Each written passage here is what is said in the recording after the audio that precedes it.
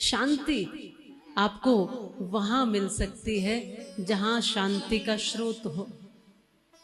प्रेम शांति सच्चिदानंद के पास ही मिलेगी। शॉपिंग कर लो, कुछ गीत सुन लो, घूम के आ जाओ, रिश्तेदारों से मिल आओ, बात कर लो, बाकी चीजें कर लो, जितनी भर दुनिया की चीजें करनी थोड़ी देर के लिए आपको ठीक कर देंगी। ये परमानेंट इलाज नहीं है, पर वास्तव में जहां स्रोत है, जहां सच्चिदानंद जो तीनों तापों से मुक्त करने वाले, इसलिए तो सबसे पहले महात्मा में ही श्लोक कह दिया, सच्चिदानंद रूपाय विश्वोत्पत्त्यादि हेतवे तापत्रय विनाशाय श्री कृष्णाय वयम नमः। तीनों तापों का हरण करने वाले तो सच्चिदानंद परमात्मा है। कोई भी ताप हो, शारीरिक, मानसिक या दैवीय कोई भी ताप है, कोई भी कष्ट, कोई भी अशांति, कोई भी दुख, कोई भी कष्ट है, वो तो कृष्ण के चरणों में आकर ही ठीक हो सकता है। वैद्य तो वही है, हमारे इलाज तो वही है, उपचार तो वही है। इसलिए अगर चाहते हो कि सदैव के लिए दुखों से दूरी हो जाए तो कृष्ण से नजदीकी बना लो, गोविंद को अपना बना लो, और उसका माध्यम है श्रीमद् भागवत कथा।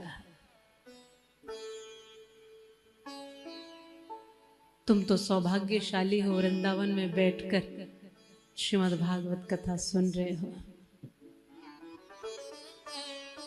यहाँ तो अवसर है आपके पास ये देखने का कि देखें तो सही किस किस कोने में क्या क्या छुपा है, कितना है द्वेष, अभी भी द्वेष है क्या, अभी भी ईर्ष्या है, अभी भी मन में अशांति है, अभी भी काम है, अभी भी क्रोध है, अभी भी लोभ छुपा है, अभी भी अहंकार है। ये देखने का अवसर है भागवत। कल भी हमने कहा था कि ज्ञान प्राप्त करना, जितनी गहराई में जाओगे उतना सागर में जो उसको मोती मिले, जो गहराई में जाएगा उसको पता चलेगा कि क्या क्या कमी। मानने को लोग तैयार नहीं होते कि हम में कोई कमी है, लड़ जाएंगे लेकिन मानेंगे नहीं, भिड़ जाएंगे लेकिन स्वीकार नहीं करेंगे। याद रखना, गलत वो नहीं है जो गलती करता है, गलत वो है जो गलती करता है पर गलती करके भी गलती को स्वीकार नहीं करता है। वो व्यक्ति तो फिर भी पार हो जाएगा जो गलती कर रहा है और गलती को स्वीकार कर रहा है, मान रहा है कि मुझसे भूल हुई। लेकिन कुछ तो ऐसे हैं कि भूल भी करते हैं, गलती भी करते हैं और गलती को स्वीकार भी नहीं करते हैं। ऐसा नहीं कि भक्तों से गलतियां नहीं होती हैं, पर भक्त जो ही गलती करता है, जो ही कुछ ऐसा बोल देता है जो बोलने लायक नहीं था, तो उसको महसूस होता है और उसका सुधार करता है। ऐसा व्यवहार कर दे कि जो उचित नहीं था उसको महसूस होता है और उसका सुधार करता है। कहीं गलत जगह चला जाए तो उसको महसूस होता है स्थान ठीक नहीं है और फिर वो उसका सुधार करता है। किन्हीं गलत लोगों से संबंध जोड़ ले, रिश्ते बना ले, तो एहसास होता है कि ये लोग ठीक नहीं, ये स्थिति ठीक नहीं है, ये संगति ठीक नहीं है, और फिर एहसास करके वो जगह बदलता है, सुधार करता है। भक्त में और सामान्य व्यक्ति में इतना ही अंतर है। सामान्य व्यक्ति मानता नहीं, गलती पर गलती करता जाता है, और भक्त गलती तो करता है पर उसका सुधार कर लेता है, उसको स्वीकार कर लेता है। जो स्वीकार ही नहीं करेगा वो सुधार कैसे करेगा, बोलो? स्वीकार ही नहीं करोगे कि मैं गलत हूं, मैंने गलती की है, तो सुधार की तो गुंजाइश ही नहीं है। ये भक्त बहुत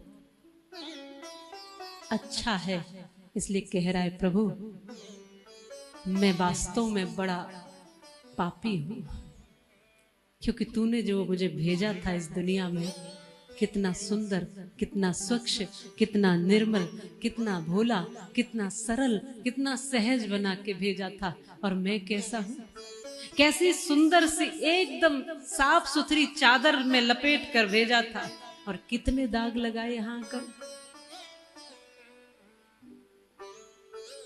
भक्त कम से कम ईमानदार होता है।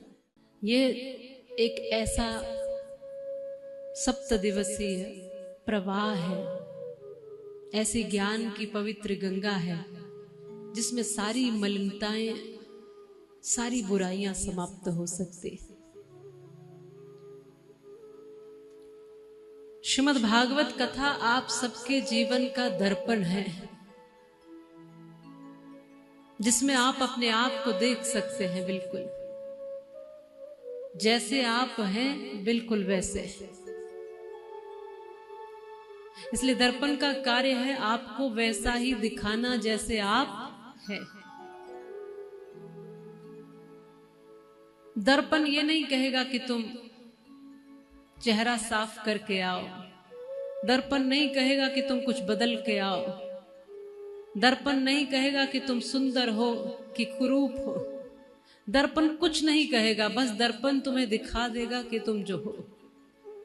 वो कहेगा नहीं, बस तुम्हें बता देगा तुम जैसे हो, बस वो सामने है, तुम्हारे मुंह पे लगा है, आंखों में लगा है, चेहरे पे लगा है, शरीर पर कुछ लगा है। वो कहेगा नहीं, बस दिखा देगा कि देखिए तुम वो हो, तुम ये हो। वैसे ही श्रीमद् भागवत कथा है, वैसे ही ये श्री कृष्ण की भक्ति है जो आपको दिखा देती है कि आप क्या हो, बता देती है आप क्या हो। अब हमें जब पता चल जाए कि चेहरे पे कुछ लगा है, जीवन में कुछ लगा है, कुछ कमियां हैं, कुछ अवगुण हैं, कुछ त्रुटियां हैं, उसके बाद भी हम साफ न करें, खुद को स्वच्छ न करें और फिर कहें कि चेहरे की नहीं, अपनी नहीं, दर्पण की गलती।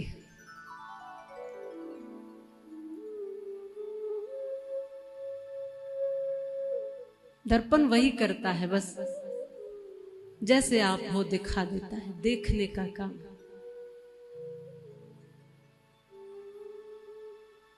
इसलिए देखो अपने आप को, अपने जीवन को, और फिर धन्यवाद करो कि ईश्वर ने हमें कम से कम अवसर दिया, मौका दिया कुछ बदलने का, कुछ बेहतर होने का। जीवन में जो कुछ ऐसा है जो हमारे अपने लिए, जो हमारे अपने परिवार के लिए, हमारे अपने रिश्तों के लिए जो ठीक नहीं है,